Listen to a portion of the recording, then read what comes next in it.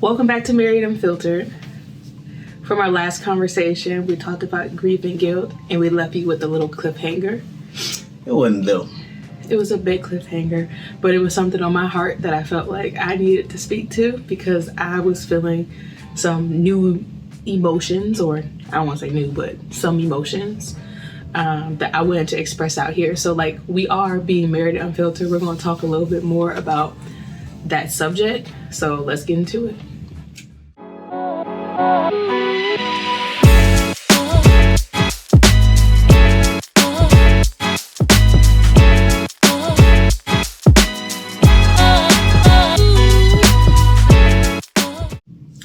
That subject. That subject. What's that subject? So as I said before, I had an abortion. That subject. 10 years ago. And it's something that lingers with me, as I said before, far as the guilt piece of it, the guilt that I'm not good enough. Essentially, I remember before even having Missouri, I thought that I was being punished for not having a child. The fact I didn't have any children. Yeah, we had to have sex on schedule when she was ovulating. And when she wasn't pregnant, I guess, whenever the days passed, she would feel like God was saying, no, you don't deserve a baby. And then she got pregnant. So God said, yes, you do deserve a baby. Congratulations. But I still feel that maybe I'm not somebody that's ready. It's all these weird emotions that come with it for me, that I'm not ready, that I'm not being a good enough mom, I'm not essentially doing right by my daughter. I mean, I feel like I'm doing everything I can, but there's always this back of my mind, well, are you fit, essentially, to be a mom? So that's kind of for me. You guys heard my little spill in the beginning, but I'm gonna let Ramon weigh in a little bit on this. So this subject is hard for me because I didn't know that we were gonna be talking about this. Like, so you about to get this shit raw. We know abortions is a very controversial topic for a lot of people. So my disclaimer is, this is what me and Kia had to deal with, what we had to go through. If you agree with it or disagree with it, that's on you.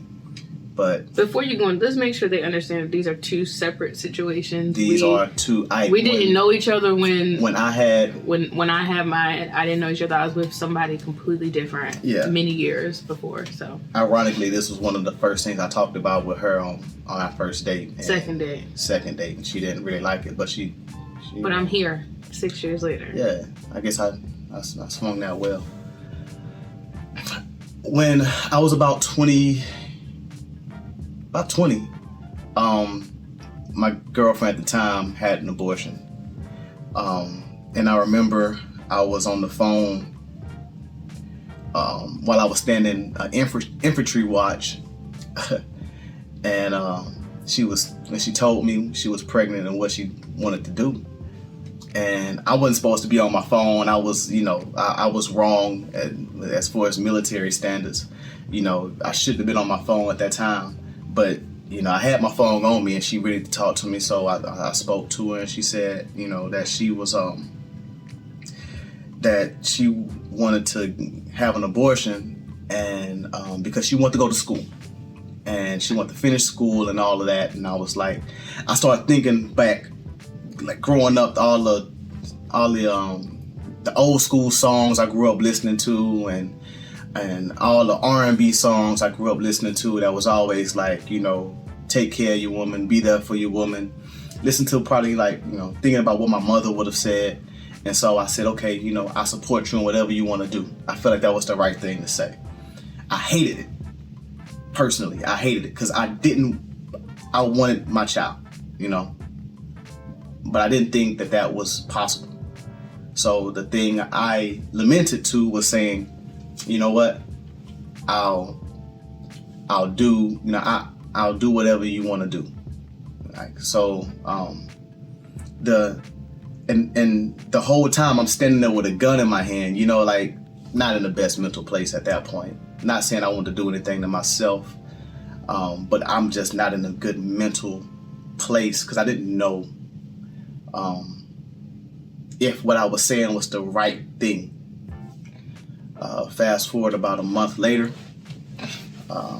me and her having a conversation, and she says, "Hey, I want to tell you the truth." And I'm like, "The truth about what?" Thought we were okay, we're good. We had a thing that we had to overcome, and thought we were overcoming it.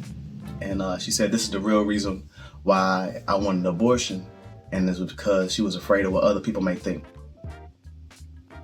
At that point, I wasn't on watch, but I wasn't back on infantry watch, but I was more dismayed than I think I've ever been. And the fact that she had an abortion because she was afraid of what other people may think, and not because of school, or not because of there was some noble cause in my mind that she had. It felt like it took all the options away from me. Like, I wasn't able to be the father to that child that I would have been. I would have been a great dad to I don't know if it was a boy or a girl. I know it's weird because you have children. Her. You know what I'm saying? In my heart, it was gonna be a little girl, but I wasn't able to be that, and so not knowing that we were going to have that conversation, to this type of conversation today, I feel like this makes our podcast a little more raw. A lot of folks didn't know that this, like, if anyone's listening to this, I think most people didn't know this is something I had to go through, something I dealt with, something I could even empathize or sympathize to. But when Kia told me that she had an abortion, I immediately was like, well, I understand it must have been very difficult for you. And I empathized with her and sympathized with her because I understood the type of emotion that she had to express to do that. And the fact that she told me on the second date, I was like, yo, I can't let something like that just go to waste. You don't just tell somebody that and then you don't, what I'm saying, be all the way real with them, And to me, answering that question meant the world to me, because I think that was one thing I was dealing with that I didn't know how to address. And why did I tell her date 2? Honestly, or ask me date 2 is really a good question. Honestly, it was just because I hoped that she wasn't someone I can be serious with. I didn't want anything serious. And I was like, if I say this, I'm a straight up a-hole. And you only gonna deal with me for a short amount of time, and that would have been great. But no. Look weird. She hit me in the heart, and it compelled me to first off apologize for being an asshole, and then tell her my story. And that was something that we had drinks and chicken wings too. Was it chicken wings? Yeah, it was chicken wings. We love chicken wings. I love chicken wings. All right. Well, I guess let me tell my story then. So, like I said, I sometimes still can't believe it's 10 years ago. I had just finished my last class of college. And I found I was pregnant. And me and the person I was with was off, just got back on a relationship, which the crazy thing is I know people are like, oh, you didn't have safe sex. So I was going out of college and I didn't have insurance because I was on my parents' insurance, and I was in the process of doing like this switch, and it was like this month gap or whatever. And I got pregnant. I had been on birth control since I was 14. And because of the military saying, nah, she gotta go, she gotta get off, I end up not having insurance for a short period of time. And that's what happened. So when I realized I was pregnant, I always said, well, after I get out of college, I'll have a baby. But if I was still in college, I wouldn't keep a baby. But like I said, I was days out of finishing college. But I knew it just wasn't right. I knew the relationship wasn't right, but you try to hold on to something. And I was so concerned on how I was going to support this child. I'm not even talking about how much made. I was at extremely entry level role.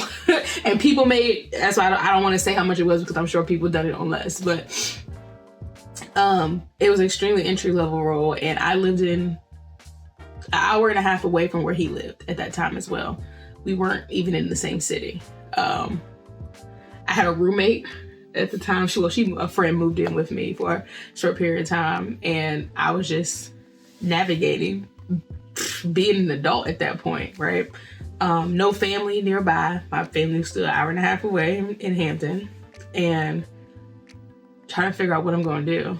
And his family was kind of religious and stuff, and that was quite not something they agreed with. But fuck their feelings. So, because it wasn't about anybody but me and him. Absolutely. And what I had to figure out is, how is this going to work out for our family? And what I felt was, we weren't a family. And I didn't want to bring a child into this world without a family. Because it would have been dysfunctional. It would have been, I don't want to quite say the word dangerous, but it would have been violent. I do feel like it would have been some form of violence that I didn't want that child to have to experience. And disclaimer, no, I wasn't hit. I don't want anybody to think that I'm out here getting beat up or but the windows would bust out of a car though. And anyway, so all those steps that lead, like when you watch a movie, the dude, I'ma shake you, I'ma break something, and it's one little, you one move to getting up the courage. That's it. But at the end of the day, that was not something that was the right place for this child. And I talked with my parents, and I guess he talked with his parents. But at the end of the day, it was my decision if what it is I wanted to do. My parents just didn't think it was the right time either. But something that always sticks with me, he almost immediately, when I told him when I was pregnant, he said, "Oh, so you get an abortion?" He didn't even want the child. So it's like, how are you gonna do that? Like like someone who doesn't even want the child, and now you're putting that pressure. Pressure on somebody. But that's one thing, but all the other stuff is really where the decision came from and how this child would be raised, and that's not what I wanted. And I always said I still actually have the ultrasound and the pregnancy test, and I always use it as a reminder of, I am going to do great things to make sure my future children, because I had to make a sacrifice for that first child, so my future children will have the best life they can possibly have. Yeah, that's it's so crazy how we both had the opposite experience with abortion. Like me being a dude, not and being opposite from the guy that you were with, and you being opposite from the chick that I was with. And it's like, when we kind of, like, I guess I'm gonna say me, when I realized that, I was like, yo, this is a very special person. I have to investigate further. But I really feel horrible for people who have to make this decision. We know in this world, a lot of folks are judgmental. I say judgmental. Yeah, judgmental. Because it's something, I'm not ashamed. I'm not ashamed of it at all, but I don't want to talk about it because I know there are so many other things going on with other folks, and I don't want the conversation. I mean, if someone was to ask me, he asked me, I answer it. I don't have a problem with that because I'm not ashamed. But think about, like, you bringing it up and someone has that opposite opinion of of abortions. It's just like not the rabbit hole I want to go down. Yeah. Personally. And honestly, like if you watching this on YouTube, I don't even know how YouTube really feels about us talking about this. Like I don't. And honestly, I don't care. You know what I'm saying? Because this is something that a lot of people face and have to deal with. And all depends on what state that you live in. You can't even do it now. Yeah. Exactly. So you don't even have that choice. I mean, I'm blessed that I had the choice, an option to make that for myself. And it's crazy that we're going backwards. Yeah. And there are states making that illegal or now everyone's entitled to their own opinion. For people that's listening and they're thinking like, that's no excuse. She shouldn't have done that. And you're entitled to your opinion. And just understand that that's your opinion. Even my previous relationship, when she did it, that was her choice. I literally couldn't stop her, like physically and literally. This is one of my first relationships I had when I was in the military, and at being in the military, and I was ironically, I was in Virginia before I met her in Virginia, and she was in Texas.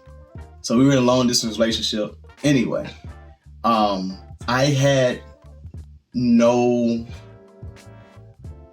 was no way for me to stop her. Ironically, there was no way for me to even determine that the baby was mine. So I carry this knowing that there's a chance that child wasn't even mine. And there's a chance that I missed the opportunity to be a father.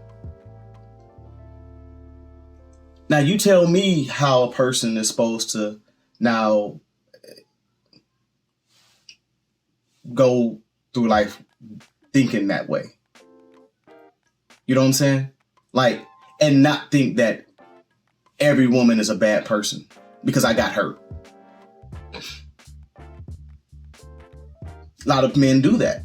I am not one of those, but a lot of men do that. And so for people who have their opinions about it, just know that that's your opinion. If you're not walking in my shoes and you're not walking in her shoes, that you can't really say somebody's definitively right or wrong. Yeah, I'm not really going to take this time to sit here to talk about why abortion is right and why it's my choice, because this is not that platform. No, I was just giving my 2 cents. I understand. That's why I'm not going to sit here and do that, because this is not that place. But what I do want to talk, I just wanted to kind of bring to life that I held on to a grief that occurred such a long time ago that I hold on to it till today. Yeah, and that's that I don't talk about. I don't mention. I don't. It's just like something that is. Now I guess I went non-existent. I went down that rabbit hole because that's a guilt that I have that I still can't satiate. I can't fix it. I can't mend it. There's nothing I can do about it, and it freaking hurts because I have a kid that I'm not with. I have a kid that I've never met, and I have a kid that I'm raising. So, yeah. There you go. Fucking Married and Unfiltered. Okay, that was anything else you want to add to that? No, man, I'm done. Hey, this is Married and Unfiltered, and we may or may not keep it that way, but today we did. So we hope you hopefully you enjoyed that. I don't even know. I hope you didn't enjoy this. Like, no, don't enjoy it. Oh, when I say enjoy, I hope it could be relatable to somebody understanding that. Understood. Hey, if it's happened to you or if it's something you're thinking about, it's not something you should be ashamed of, and it's okay. Yeah. And it's a lot more people than you think. Yeah. So let's just keep that part in mind. All right, make sure you share this to all your loved ones. We out, man.